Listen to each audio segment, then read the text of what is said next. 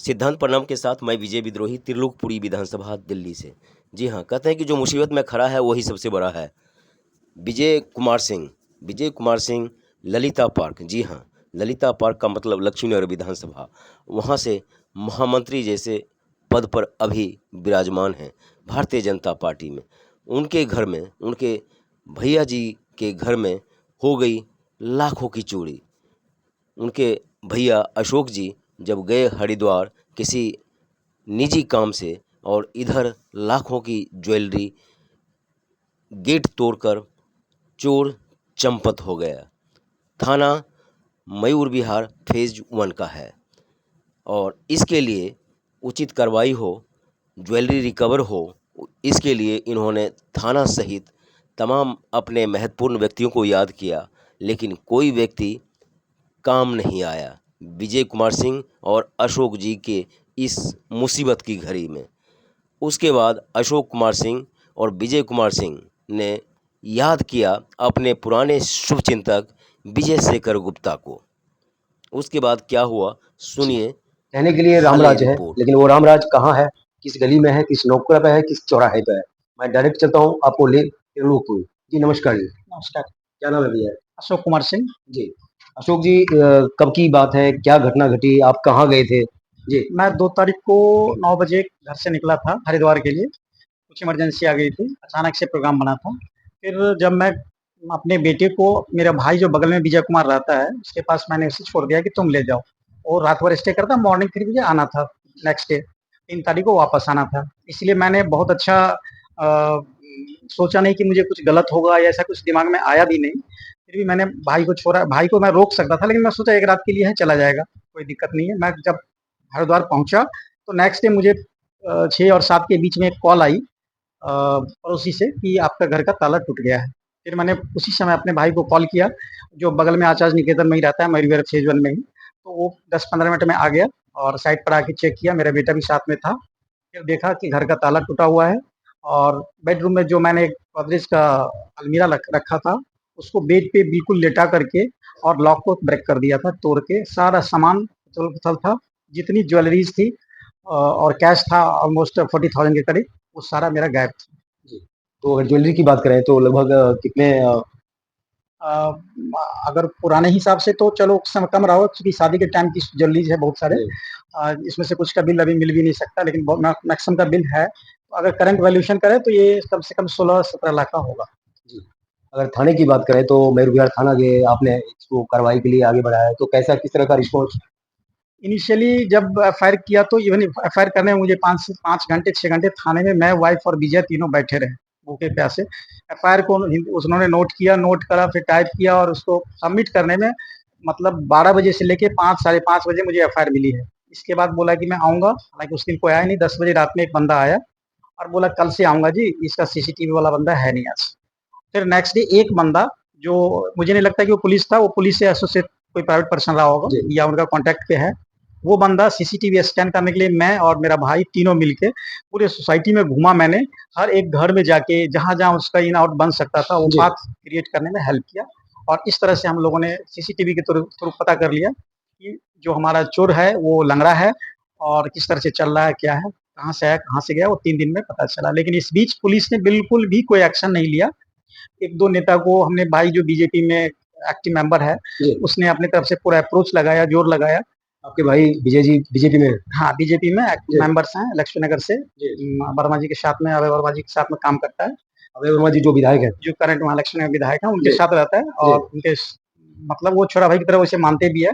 But उन्होंने भी कुछ कोशिश किया होगा, बट उसका आउटकम दिख नहीं रहा था। 3 से आपको 4 कोई लाभ नहीं मिला? लाभ नहीं मिला। मैं डेली एसएसओ से जाके मिलता था, एसीपी से जाके मिला, सबने वही बोला, यहाँ बेटा कराता हूँ, ये कर दो, वहाँ कर दो, अभी आपका फिंगरप्रिंट हुआ है, उसका मैचिंग होगा, 4 दिन लगेगा, 1 हफ्ता लगेगा। और मैं बार बार प्रेशर दे रहा था कि सामान वो सेल कर देगा, कहीं बेच देगा, कुछ भी कर देगा, तो फिर तो मिलेगा नहीं मुझे सामान। जल्दी एक्शन लेना जरूरी है। जल्दी एक्शन लेना जरूरी है। चोर तो चलो पकड़ा जाएगा, बट हमें चोर से ज्यादा हमें सामान की फिक्र थी। तो हमने बात काफी फोर्स करने के लिए बोला, तो भाई ने फाइनली एक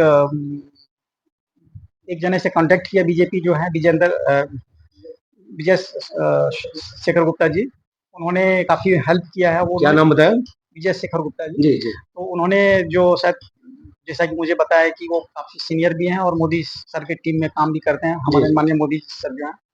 तो उनकी हेल्प से थोड़ा-सा ये हुआ कि उन्होंने प्रेशर दिया एसएचओ पे, मयूर विहार फेज़ 1 के थाने अध्यक्ष पे। वहाँ से थोड़ा-सा देखा कि उसने कुछ थोड़ा एक्शन किया और कल इवनिंग में 9 बजे 10 बजे रात में मुझे कॉल आया था कि उसमें से एक बंदा अभी पकड़ा गया है। मुझे बुलाया भी था। आपका सीसीटीवी फुटेज जो है उसमें कितना दिख रहा है? मतलब 3 था, 4 था, कितना था टोटल? सीसीटीवी में मुझे 2 दिखा है बस, 2 दिखा। 2 ही तो दिखा। एक पकड़ा गया है तो उसकी शिनाख्त पे लगता है कि मुझे मुझसे नहीं मिला है, अभी तक मैंने देखा नहीं उस बंदे को, उन लोग के अपने बंद रहा होगा। हमें बस इन्फॉर्मेशन के लिए बुलाया था कि आपका एक बंदा को हमने पकड़ लिया, कुछ सामान आ गई है और दूसरा की तलाश जारी है, भाग रहा है उसको तो हम सामान अभी कुछ आया कि पूरा आया है? अभी पूरा नहीं आया है, उन्होंने बोला कुछ सामान आया है, पूरा नहीं आया है। उन्होंने बिल माँगा और पुराने जितने भी फ़ोटो थे सारे ज्वेलरीज़ का तो हमने उन्हें सबमिट कर दिया है। सच तो यह है कि भाजपा एक तालाब है, उस तालाब में कुछ अच्छी अच्छी मछलियों के साथ साथ कुछ गंदी मछली है, कुछ सड़ी मछली है। ज़रूरत है आज की डेट में ऐसे पदाधिकारी, ऐसे संगठन के लोग और ऐसे नेता और ऐसे चुने हुए प्रतिनिधि को निकाल फेंकने का, जो जनता के जनपद पर मोदी गारंटी को लाने में विफल रहे हैं, ऊंची दुकान फीका पकवान के साथ। तो ऐसे अधिकारियों से पार्टी को बचाने की जरूरत और मोदी गारंटी को दिल्ली की जनता के बीच 24/7 काम करने वाले विजय शेखर गुप्ता जैसे दिल्ली भक्त, भारत भक्त, राष्ट्र भक्त, मोदी भक्तों की जरूरत है। क्या कहा प्रीत विजय कुमार सिंह? सर, मैं विजय कुमार, महामंत्री ललिता पार्क मंडल।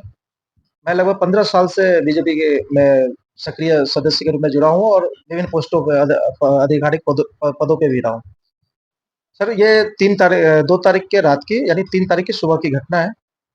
2 तारीख के रात में हमारे भैया अचानक सा हरिद्वार जाते हैं। वहाँ फ़ोन आ जाती है क्योंकि उनकी मदर इन लॉ का ट्रीटमेंट चल रहा है बाबा रामदेव जी के। जी। तो उन्हें तुरंत एट अ टाइम उन्होंने वो रिज़र्वेशन करवाए। रिज़र्वेशन करवाने के बाद ये निकले हैं और हमें बुलाए कि एक उनका छोटा लड़का जो मेरा भतीजा लगेगा, उनको साथ लेके मैं अपने रूम पे चला गया। ताला लॉक कर दिया गया। ठीक 6-7 बजे साढ़े 7 बजे 7 बजे के आस-पास भैया का मेरा फ़ोन आता है कि वहाँ जाके देखो पता नहीं ताला टूटा हो। फिर मैं आया यहाँ पे, फिर मैंने 100 कॉल की, 100 नंबर कॉल की, पुलिस को बुलाया गया। फिर इसके बाद एक अप्रोच से वो हमारे पास इन्वेस्टिगेशन टीम आई, जो क्राइम सीन रिपोर्ट करती है। जी। वो आए और उन्हें सारे फिंगरप्रिंट सब लिए। लेकिन मेरे जैसे एक व्यक्ति को लगभग मैं 10 बजे से साढ़े 9 10 बजे से मैं थाने में हूँ और मेरे को 6 बजे तक मेरे को लगा एफआईआर लेने में 1 डे। मतलब वहाँ पे सारे लोग बैठे, भूखे, प्यासे सब चीज़, लेकिन किसी ने कोई चिंता नहीं की। मैंने अपने से जो बड़े जनप्रतिनिधि हैं, नाम नहीं लेना चाहता हूँ चूँकि मैं भी भाजपा का हूँ, लेकिन ऐसे लोग जिनके लिए हम दिन-रात काम करते हैं, इन्होंने हमें मतलब फ़ोन तक नहीं उठाए, यहाँ तक कि हमारे बोलूँ क्या, मैं प्रदेश कार्यालय, राष्ट्रीय प्रदेश कार्यालय मैंने फ़ोन किया तो उनकी फ़ोन आई। उसके बाद 1-2 जगह बात हुई। हाँ, एक हमारे प्रदेश दिल्ली प्रदेश के विष्णु मित्तल सर से भी बात हुई। उन्होंने भी फ़ोन एक्शन लिया और उन्हें बताया। लेकिन उन्होंने बोले कि आपने क्या, जो हमारा पोर्टफोलियो होता है, मंडल अध्यक्ष, विधायक, सांसद, जिलाध्यक्ष, इनको आपने फ़ोन किया? और उसके बाद मैंने कहा कि सबको किया मगर किसी का रिस्पॉन्स नहीं आया था। हाँ, एक विधायक जी का आया था मगर कार्य नहीं हुआ। दूसरी बार फिर फ़ोन करने के बाद कार्य 0 रहा। लेकिन फिर किसी तरह से फिर हमने वहाँ फ़ोन करवा के रविकांत जी जो एमएलए हैं बीजेपी के, उनसे फ़ोन करवा के फिर हमें लगभग उनके बाद भी 2-3 घंटे और लगे, फिर हमें एफआईआर मिला। इसके बाद हम लोग दौड़ते रह गए कि भाई हमारे पास पुलिस आए, इन्वेस्टिगेशन करे, इतनी बड़ी चोरी हुई है और पॉश एरिया में हुई है। मयूर विहार फेज़ 1 और पॉकेट 1 एक बहुत पॉश एरिया माना जाता है त्रिलोकपुरी में, पूरे इस विधानसभा के अंदर सबसे पॉश एरिया। यहाँ पे आप मान के चलें कि 1.5 से 2 करोड़ से ज़्यादा का फ्लैट मिलता है। जी। इसके बाद यहाँ पे इस तरह व्यवस्था और यहाँ पे ताला चोरी करके ले जाना, यह कितना मतलब लॉ एंड ऑर्डर का मैं क्या बोलूँ, इस तरह का व्यवस्था मतलब सन रह गया। मैं एक खुद कार्यकर्ता हूँ, आम जनों की तो मैं फिर बोल भी नहीं सकता कि जी। क्या हालत होगी। मैंने हर जगह तय करने के बाद हमारे जिला मयूर विहार के जिला विजेंद्र धामा जी हैं, जी। उन्होंने एक बार सपोर्ट किया और एसएसओ साहब से भी बात करवाई, लेकिन फिर भी रिजल्ट 0 निकला। लास्ट में मैंने खुद से नाराज़ होके मैंने सोचा कि मैं मोदी जी को करता हूँ और इनको मैंने रात में सोते-सोते मैंने ठीक 12 बजे, परसों रात की बात है। नहीं सर, कल, हाँ, परसों रात की बात है सर। मैंने 11-12 बजे लगभग विजय शेखर गुप्ता जी, जिनसे मैं 4-5 साल पहले मिला था, 1-2 साल पहले बीच में मिला था। केवल उनका नाम और वो मेरे को फेस जानते हैं, ऐसा कोई रिलेशन नहीं था या कुछ ऐसा आपस में ये नहीं था कि हम उनके बिल्कुल क्लोज़ हैं। सिर्फ़ मैंने उनके एक ग्रुप पे मोदी मोदी है तो मुमकिन है। उनका एक ग्रुप है, उनपे मैंने मैसेज डाला इस तरह का कि सर हम परेशान हो चुके हैं, हम भाजपा के कार्यकर्ता जो दिन-रात कार्य करते हैं और लॉ एंड ऑर्डर की स्थिति हम क्या करें? कहाँ जाएँ, किससे बोलें?